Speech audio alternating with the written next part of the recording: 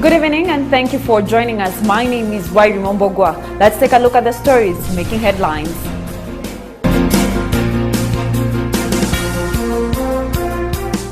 Healthcare service delivery is bound to go a notch higher with the government-sponsored managed equipment service, an initiative by the Ministry of Health to ensure hospitals have up-to-date medical equipment. Irene Galgalo brings us the following report. Please accept this plaque. It says, "Commitment to a Healthy Africa." The initiative by the government of Kenya and electronic companies Philips and Samsung is a move to ensure hospitals have an up-to-date supply of medical equipment to ensure better medical care in the country's public hospitals. It is called Managed Equipment Service. Managed equipment service. We are not buying. We are not buying, not even leasing. We are buying the service from these suppliers. So it's their problem to put infrastructure, to put training, to put whatever is required. Us as a government, the budget we put is to buy the service. The 3 billion this year is to buy that service. Next year it will go up to 4.5 billion to buy the service. So all these issues about equipment work, changing technology, what will happen if there is no power, whatever, that is a problem of the supplier. Speaking at the AMREF Health Africa International Conference, the general manager at Philips said that this private-public partnership will go a long way to ensure sustainability in provision of quality health care for Kenyans. As an equipment supplier, we are there to provide services so that equipment is always working. It's not just delivering equipment and then walk away and then think, okay, somebody else will come in again to repair. This is what we do. It's a holistic approach towards a solution. Also, AMRA as well is looking at a holistic approach. It's not just thinking about one element. We talk about the training, we talk about the infrastructure, we talk about the power, the equipment itself for a long period of time. It's really something which is sustainable and not just a quickly supply only. This is what we call a medical equipment services contract. Regarding the contentious tetanus vaccine, the Health Cabinet Secretary James Macharia said that despite the opposition from the Catholic Church, research shows women in the country are embracing the vaccine. Despite all these challenges, we managed to achieve a 74% success rate. The target was 80%. So I'm glad to say that despite all the negative campaign and misinformation, it did not actually impact on the success of the campaign. So we expect that by end of this week, we shall have a conclusive position.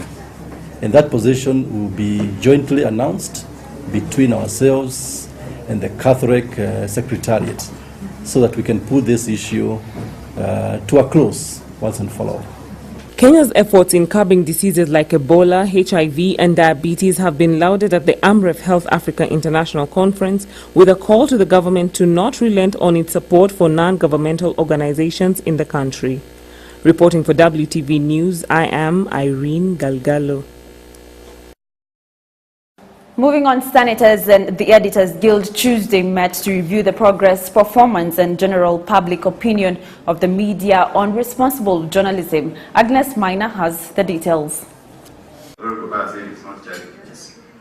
The fourth estate has played and continues to play a critical role in Kenya's reform process and has been urged to read and understand the Constitution so that it can report effectively on devolution and the operations of county government and its structures.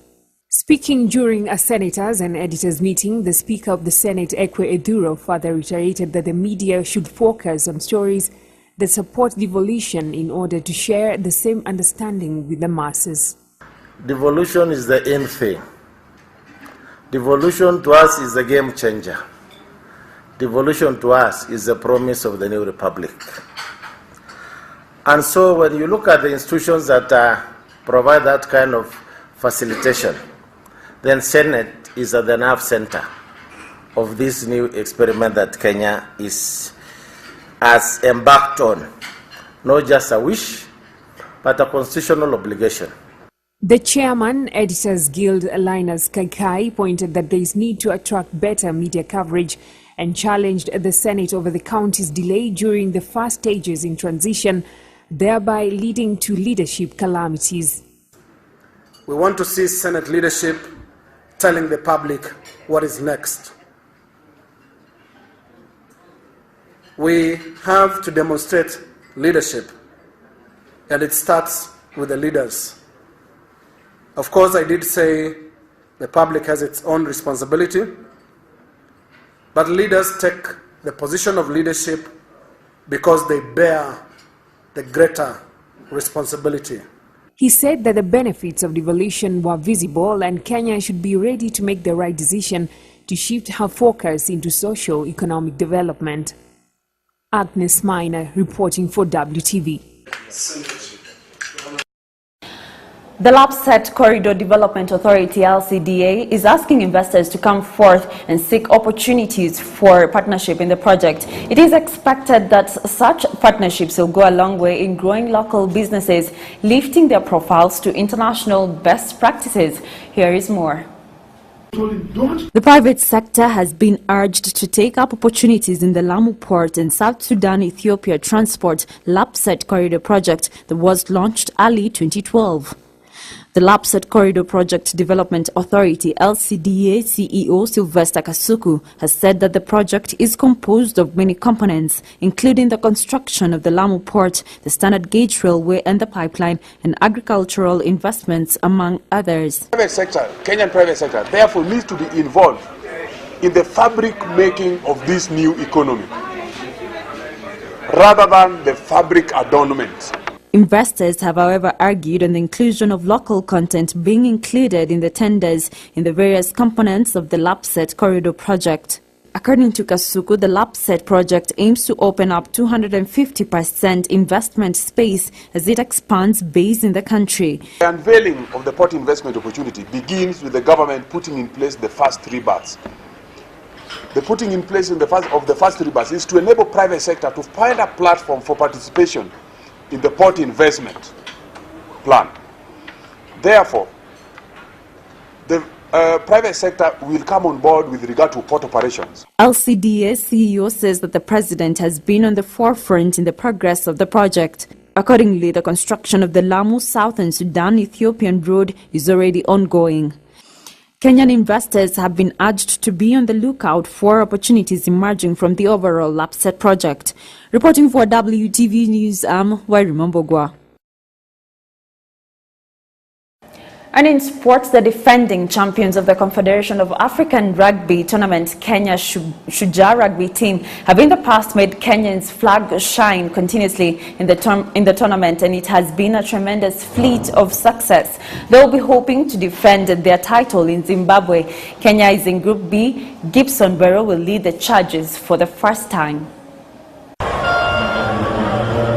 Defending champions Kenya Rugby Shujaa will want to continue with the impressive winning ways in the Confederation of African Rugby Sevens this weekend, which will take place in Zimbabwe. They have been pulled alongside Ivory Coast, Namibia, Nigeria, host Zimbabwe and neighbors Uganda. Pool A comprises of South Africa, Tunisia, Zambia, Madagascar, Senegal and Botswana. 12-man Shujaa team will be named later in the week as they finalize their training. The ball's offloaded and the tackle. It will be a tough competition since Zimbabwe, the host, are ranked favorite to win the competition. Meanwhile, the Kings of Rugby Sevens tournament is set to take place this Saturday, 29th of November 2014, at the RFUEA grounds in Nairobi. The Kenya University Sports Association and EXP Kenya have joined hands in organizing their weighted universities tournament and have placed them in different categories. Pool A, Strathmore, Seku, Kwea, Moi University. Pool B, University of Nairobi, Daystar, USIU, and finally Pool C will consist of Kenyatta University, Kemu, Egerton, and Mount Kenya University. He's been absolutely outstanding. And that's all we had for you today. Thank you for joining us. My name is Wairi Mbogwa. Have a good night.